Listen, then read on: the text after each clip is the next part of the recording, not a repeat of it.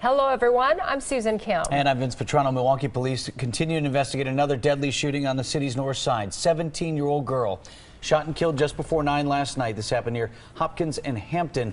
2 men also shot. They were taken to the hospital, expected to survive. Police have not reported any arrests. This shooting happened less than 10 blocks from another deadly incident this week in Milwaukee.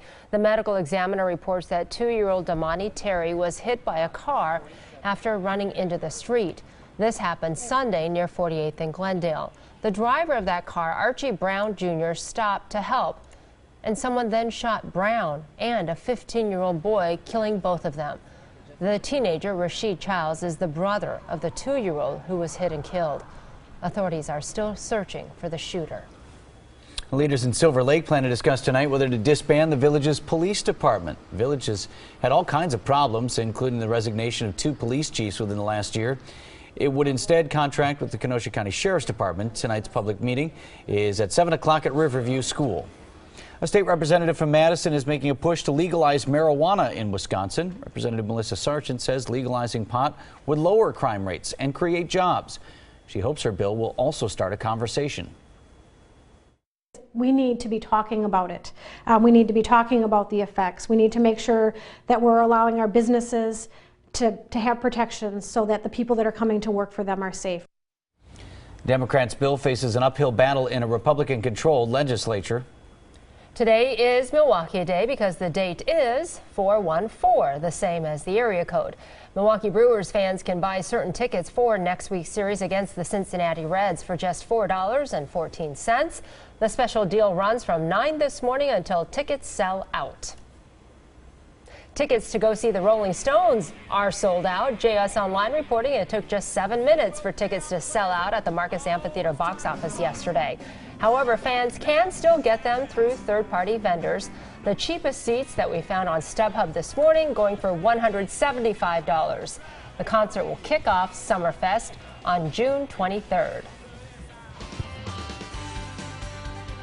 Well, Severe Weather Awareness Week continues here in Wisconsin. So if you've been wondering what a severe thunderstorm actually is, a severe thunderstorm has to have winds of at least 58 miles an hour or greater, or it has to have 1-inch diameter hail, that's the size of a quarter or larger, or it has to have a tornado to be considered severe. No severe weather for us, except if you've got severe allergies. Those are going to be pretty predominant today. Trees and mold both have high as far as the pollen counts go for your allergy reports. So a day with some itchy eyes and some scratchy throats for many of us here in southeastern Wisconsin. That is the biggest problem with the forecast today, because high pressure is bringing us blue skies, very light winds, especially after a gusty day yesterday, and also very quiet conditions throughout the day today and into tonight. Might be a good night to fire up the grill. As far as your Wednesday is concerned, high pressure starts to move off to the east.